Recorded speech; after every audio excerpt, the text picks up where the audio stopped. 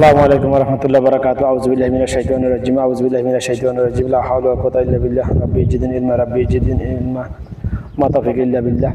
আমার সকল দিনী ভাই বোনেরা, আজকে যে বিষয়ে কথা বলবো, আমি এখন কথা বলতে উদ্দেশ্য ছিল না আমার, পরিকল্পনাটা অনেক বছর আগে থেকে একটা বিষয়ে কথা বলার জন্য, কিন্তু না বলে এখন আজকে বলতেছি এই জন্য যে আমি যে কাল জীবিত থাকবো এটা তো গ্যারান্টি নেই। মালাকুল মত যে কোনো সময় চলে আসতে পারে। যদি মালাকুল মত চলে আসে যদি একটু পরে, তাহলে তো আমার কথাটা আমার সাথে দাফন হয়ে যাবে কথাগুলা। এই জন্য আজকে বলে ফেলতেছি কথাটা হলো, মূল কথা হলো, আমার সকল দিনী ভাই বোনেরা, আমাদের দেশের সাধারণ মানুষ অনেক ভালো, অনেক ইমানদার। সাধারণ মানুষ চুরি করতে চায় না, জানা করবে না, কিছু করতে চায় না। সাধারণ মানুষকে ইমানওয়ালা বানাইতেছে না আলেম নামের ধর্ম ব্যবসায়ীগুলো, আলেম নামের জাহেল ধর্ম ব্যবসায়ীগুলো সাধারণ মানুষকে এক রকমের কথা বলে বিভ্রান্ত করার অবস্থা রেখেছে। ফেরকাবাজি করে ওরা, মানে দুনিয়ার লোভে ফেরকাবাজি করতে আছে। শুধু সাধারণ মানুষ বিব্রত করার অবস্থা পড়ে রয়েছে। কোথায় যাবে, কোন দিকে যাবে, সবাই তো আর কোরআন পড়তে পারে না। কোরআন পড়তে পারলে অর্থ বুঝে না, আলেম না। হাফেজ হইলে হাফেজের অভাব না, লক্ষ লক্ষ হাফেজ, 1 কোটির উপরে হাফেজ আছে বাংলাদেশে, কিন্তু সরকার হাফেজ আলেম নয়। হাফেজ যে হাফেজ আলেম না, সে হাফেজ আর আমার একদম জাহেল হাতের বদলে একই কথা, আল্লাহর কাছে একই দাম। একজন হাফেজ, বিশ্বজয়ী হাফেজ যদি আলেম না হয়, তার যে মূল্য আল্লাহর কাছে, একজন হাতের বদলে যে কোরআন পড়তে পারে না, তার মূল্য একই দাম আল্লাহর কাছে। ভাই, তোমরা মানলেও সত্য, না মানলেও সত্য, আলেম হতে হবে। আলেম, হাফেজ হওয়া সুন্নাত না, মুস্তাহাব না, ঠিক আছে, এটা সত্য। ওই যে বাইতুল মুকাররমের খতিব জাহেল বলছে হাফেজ হওয়া মানে আরবিতে কথা বলা সুন্নাত না, এটা সত্য। কিন্তু আরবি যে আরবি বুঝা যে ওয়াজ ফরজ, কালাম আল্লাহ, আল্লাহর কথা জানা বুঝা মানা যে ফরজ, এটাকে বলবে রে জাহেল। নাম না জানলে তো হইতেছে না ভাই। যে কথাটা বলতেছিলাম, মূল কথা হলো, আমার পৃথিবীর সকল আদম সন্তান যদি হাফেজ হয়ে যায়, আল্লাহ যখন দিন কায়েম হবে না, যদি আলেম না হয়। হ্যাঁ, হাফেজ দিয়ে ধর্মের ব্যবসা চাঙ্গা চলবে, ধর্মের ব্যবসা 5 ক্লাস ধর্মের ব্যবসা চলবে, হাফেজ দিয়ে চাঙ্গা। হেফজখানা চালু করবে, ওই যে নাজমুল সাকিব হেফজখানা চালু করছে, বিজ্ঞাপন দিতেছে, আসেন আমার কাছে, ফ্যাক্টরি চালু করেছি আমি হেফজখানার। কিন্তু এটা আলেম নয়। আলেমের কারখানা বাংলাদেশে তৈরি করবে না, কারণ আলেমের কারখানা আলেম আমার জাহেদ ধর্ম ব্যবসায়ীদের ধর্ম ব্যবসা বন্ধ হয়ে যাবে। এই জন্য আলেমের কারখানা বাংলাদেশে তৈরি করতে চাচ্ছে না। আজকে 5-7 বছর আগে থেকে কথা বলেছি, অনেক আলেমের সাথে কথা বলছি আমি, কেউ রাজি নেই, একেবারে সহজ ভাই আলেম বানানো। একটা হাফেজ হতে 2 বছর, 2.5 বছর, 3 বছর লাগে যায়। কোচিত 3 মাসে 6 মাসে হয়ে যায়, এটা তো আল্লাহ পাকের কুদরতি জিনিস না এগুলা। 6 মাসে হয়ে যায়, এটা তো আল্লাহ পাকের কুদরতি। কিন্তু মিনিমাম এভারেজে 2 বছর 3 বছর লাগে, 2.5 বছর, 1.5 বছর, 2 বছর, 2.5 বছর লাগে, 3 বছরও লাগে যায় কারো। অথচ পুরো কোরআন মাজিদে মাত্র 6,236টা আয়াত, মাত্র 6,236টা আয়াত। আর শব্দ আছে মিলাই ঘুরে ফেরাই মাত্র 2,300 থেকে 2,500, 2,300 থেকে 2,500, বুঝছেন না ভাই? 2,500 শব্দ দৈনিক ভাষা করে শিখতে কয়দিন লাগে জানেন না? মানে আলেম হওয়ার জন্য বলছি, আলেম কালাম আল্লাহ বুঝতে হবে, মানতে হবে। 2,500 ভাগ 500 দিন লাগে মাত্র, দৈনিক ভাষা করে শিখলে। ভাগ 10, 2,800 দিন লাগে, 1 বছর লাগে না। দৈনিক 10টা করে যদি শব্দ শিখে, 2,500 শব্দ শিখে 100 দিন, 1 বছরও লাগে না ভাই। অথচ একজন হাফেজ হইতে, অনেক হাফেজের অভাব নাই। আমাদের একই পাড়ার মধ্যে 17 উপরে হাফেজ আছে ভাই, কিন্তু আলেম নয়। এই জন্য খারা মুতে ল্যাংটা বসে থাকে। আমার আপন ভাই হুত খারা মুতে ল্যাংটা বসে থাকে, অথচ হাফেজ, জানু হাফেজ, প্রত্যেক ক্লাসে ফার্স্ট, কিন্তু জাহেল, আলেম নয়।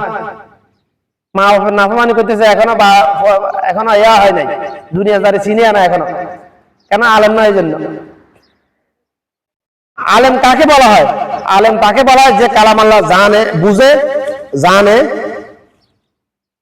মানে, তাকে বলা হয় আলেম। অর্থাৎ আমি যদি মনে করেন আমার সামনে আমি কোনো সাইনিজের সাথে কথা বলছি, আমি যদি সাইনিজ ভাষা না বুঝি, আমি কি হাতের কি বলতেছে হাতের অর্ডার মানতে পারবো নাকি হাতের কথা বুঝে উত্তর দিতে পারবো না?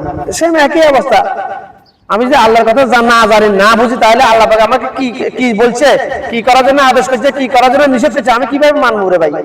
কারণ বাংলাদেশে আলেমরা তো দুনিয়ার লোভী বেশিরভাগ, ফেরকাবাজি ফেতনাবাজি নিয়ে ব্যস্ত, ধর্ম ব্যবসা নিয়ে ব্যস্ত। এরা সাধারণ মানুষ বিব্রত। সব আলেম যদি ভাই পুরো বাংলাদেশে শিক্ষা পড়েছে একটা মাদ্রাসা, শিক্ষা পড়েছে একটা মাদ্রাসা ঢাকা বোর্ড, তাহলে আলেমদের মধ্যে কেন এত দল এত মত? ওই আমার রাসূলের হাদিস কিয়ামতের পূর্বে কিয়ামতের সবচেয়ে বড় আলামত, আমাদের উম্মতের মধ্যে 73টা দলে বিভক্ত হয়ে যাবে, শুধুমাত্র এক দল জান্নাতে যাবে, 72 দল জাহান্নামে যাবে। ওই হাদিস আমার রাসূল সাল্লাল্লাহু আলাইহি ওয়াসাল্লাম 1500 বছর আগে বলছে, ওটা এখন শুরু হয়ে গেছে কিয়ামতের আলামত, এটা বাংলাদেশে। আর আমার রিসার্চ বলতেছে, আজকে অনেক বছরের রিসার্চ বলতেছে ও কিয়ামতের সবচেয়ে বড় যে আলামতটা, ওই আলামতটা শুরু হয়েছে বাংলাদেশ থেকে। আচ্ছা, আমার দেশে বাংলাদেশে 73টা দলে বিভক্ত হয়ে গেছে, অলরেডি হয়ে গেছে অনেক বছর আগে থেকে। ফেরকাবাজি ফেতনাবাজি মাযহাব নিয়ে ফেরকাবাজি, হাত বাঁধা, হাত কোথায় নিয়ে বাঁধবো, হাত খোলা নিয়ে বুকে বাঁধবো না জোড়া আমিন বলো, আগে এগুলো ফেরকাবাজি করতে, ফেরকাবাজি যারা করে তারা 72 দলে অন্তর্ভুক্ত ভাই। একদল কারা, যে দল বলে শুধুমাত্র আমি কোরআন মানি, আমি আল্লাহর কোরআন মানি, আমি আল্লাহ আমার রাসূলের হাদিস মানি, আল্লাহ কোরআনের উপর আমার রাসূল আজ মিয়া ঈমান এনেছি, সে একদল। আর বাকি সবাই 72 দলের অন্তর্ভুক্ত। এই জন্য আলেম হওয়া ফরজ, হাফেজ হওয়া মুস্তাহাব, যদি সুন্নাহসম্মত হয় আর কি। কিন্তু বেশিরভাগ হাফেজ, মা বাপ হাফেজ বানায়, আল্লাহ 3-4টা ছেলে সন্তান দিছে, একটাকে যদি হাফেজ নামায় বাঁচতে পারবো কি? আবে তুই বাঁচতে পারবি, এমনিতে বাঁচতে পারবি না। কারণ দিনে প্রত্যেক মুসলমানের উপর মা বাবার উপর ফরজ দ্বীনি ইলম দেওয়া সন্তানকে। দ্বীনি ইলম কি? কোরআন মাজিদ, বিসমিল্লাহির রহমানির রহিম, আলহামদুলিল্লাহি রাব্বিল আলামিন, আর রহমানির রহিম দেখে দেখে পড়তে পারা কিংবা কোরআন মাজিদ, কোরআন হেফজ করা, এটাকে দ্বীনি ইলম বলা হয় না। দ্বীনি ইলম বলা হয় কোরআন কালাম আল্লাহ বুঝা, জানা এবং মানার মতো, জানা বুঝা এবং মানার মতো তৈরি করে দেওয়া সন্তানকে, এটাকে বলা হয় দ্বীনি ইলম ভাই। আর এই দ্বীনি ইলম দেওয়া প্রত্যেক মা বাবার ফরজ, বালেগ হওয়ার আগে। বালেগ হওয়ার পরে আমার উপর ফরজ। আমাকে আমার মা বাপ দ্বীনি ইলম দেয় নাই, কিন্তু বালেগ হওয়ার পরে আমার উপর ফরজ, আমি আমার ফরজটা আদায় করেছি আলহামদুলিল্লাহ। এই জন্য আমি আলেম, 30 পারা কোরআন আলেম বানাইছে আল্লাহ আমাকে 30 বছর ধরে। হাজার হাজার হাদিসের আলেম বানাইছে আল্লাহ আমাকে। কত হাজার হাদিস জানি আমি, ওয়াল্লাহি আলাম, আমি জানি না, এটা আমার জানা নাই। কথা বলে সব বিষয়ে যত কথা বলি সবগুলো হাদিস।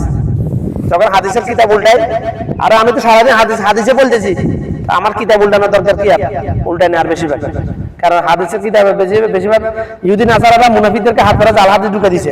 জাল হাদিস আমি ধরতে পারি, আমি হাদিস পড়লে ধরতে পারি, আমি এটা জাল না, হাতটা ছাড়ার দরকার নেই আমার, ইনশাআল্লাহ হাতটা চানার দরকার নেই আমার, সনদ মতানোর দরকার নেই ইনশাআল্লাহ। হাদিস পড়লে আমি বুঝতে পারি এটা জাল না সহিহ। কিভাবে? আমার রাসূল জীবনে নেগেটিভ চিন্তা কখনো স্বপ্ন করে নাই, বসে করে নাই নেগেটিভ চিন্তা ভাবনা, ধর্ম ব্যবসা করার চিন্তা ভাবনা আমার রাসূল জীবনে কখনো। কারণ আমার রাসূল নবুয়তের পরে নিজের মন মস্তিষ্ক থেকে নিজের চিন্তা ভাবনা কোনো কথাই বলে নাই। উঠতে বসতে, দুনিয়া বিখাতে, বিবিসাতে, শুইতে খাইতে সব আমার আল্লাহ যেভাবে বলছে এভাবে করছে। আমার রাসূল ছিল জীবন্ত কোরআন, চলন্ত কোরআন, জীবন্ত কোরআন। আমার আয়েশা সিদ্দিকা রাদিয়াল্লাহু তাআলাকে জিজ্ঞাসা করা হয়েছিল, সাহাবীরা জিজ্ঞাসা মানে রফাতের পরে, যে আমার রাসূলের চরিত্র কেমন? আমার আয়েশা সিদ্দিকা রাদিয়াল্লাহু তাআলা জবাবে, তোমরা কি কোরআন পড়ো নাই, কোরআন দেখো নাই? কোরআন যেমন, কোরআনের চরিত্র যেমন, আমার রাসূলের চরিত্র তেমন। সুবহানাল্লাহ, সুবহানাল্লাহ, সুবহানাল্লাহ। হাদিস সহিহ আছে। হাদাসানা আম্মা আয়েশা সিদ্দিকা রাদিয়াল্লাহু তাআলা। মতানোর দরকার নাই তো ভাই। সনদ যদি ডাইরেক্ট সাহাবীদের কাছ থেকে আসে, তাহলে ওখানে মতন দুই হানিকা মনে হবে। হ্যাঁ, মতানোর দরকার নেই ভাই। সনদ যদি যে সকল প্রসিদ্ধ সাহাবীদের কাছ থেকে আসে, তাহলে মতানোর প্রয়োজন না এখানে। যে হাদিস আম্মা আয়েশা সিদ্দিকা রাদিয়াল্লাহু তাআলা বর্ণনা করেছেন, ওই হাদিস জাল হওয়া তো কোনো প্রশ্নই আসে না, সুযোগ নেই এখানে। যে হাদিস আশরা মুবাশশারা 10 জন সাহাবীরা বর্ণনা করেছেন, ওগুলো তো জাল হওয়ার কোনো সুযোগ নেই, ওগুলোর মতানোর প্রয়োজন নাই। সনদ মতন কখন প্রয়োজন হয়? যে হাদিস তবে তাবিদের কাছ থেকে বর্ণনা করা হয়েছে, কালেকশন করা হয়েছে, ওগুলোর সনদ মতানোর প্রয়োজন আছে।